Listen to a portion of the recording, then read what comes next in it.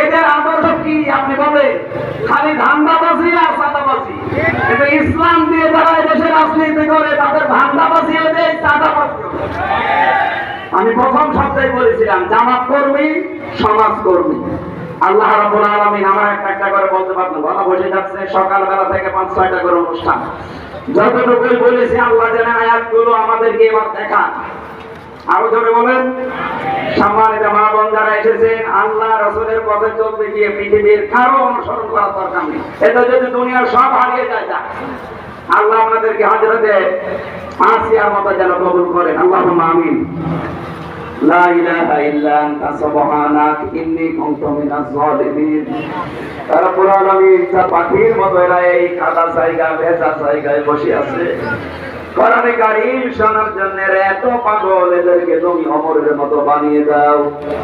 সওয়াবগুলো যদি দিয়ে থাকো কিছু নবীদের রওজায় পৌঁছে দাও। পৃথিবীর মাটির নিচে যারা ঘুমিয়ে গেল এদেরকে মাফ করে দাও। মা বাপ আমরা যারা হারিয়ে ফেলেছি আমাদের মা বাপকে জান্নাতুল ফেরদাউস দিয়ে দাও। এমন দুইটা বাস্তবায়নে এই হরিণা বিপুল বাড়িয়া মাজারের এলাকার মানুষেরা যে যেভাবে কষ্ট করেছে, পয়সা দিয়েছে, আল্লাহ তুমি তাদেরকে ওসমানের মতো মঞ্জুর করে নাও।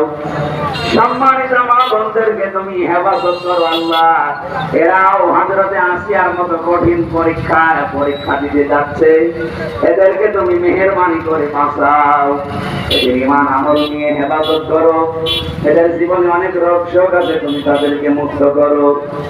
আমার কণ্ঠটা অধিকাংশ সময় বসে যায়, আল্লাহ আমি ভিক্ষা চাই, আমার কণ্ঠটা কোরআনের জন্য তুমি ভিক্ষা দাও। আমার শরীরটাকে তুমি আগের অবস্থায় ফিরিয়ে দাও। সম্মানিত সভাপতি আল্লাহ আমার আরাফাতের ভাই আলহাজ সাইদুল আলমকে কবুল করো। প্রধান অতিথি অধ্যক্ষ শাহিনুর আলম ভাইকে কবুল করো। যত অতিথি এসেছে আল্লাহ মঞ্জুর করো।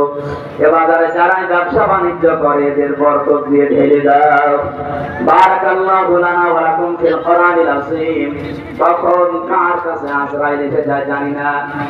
জীবনের শেষ কথা যেন এইটা অন্তত বলতে পারি, লা ইলাহা ইল্লাল্লাহু মুহাম্মাদুর রাসূলুল্লাহ। আমার লিখিত বই ছিল, সেখানে লিখেছিলাম মেয়েদের উপরে।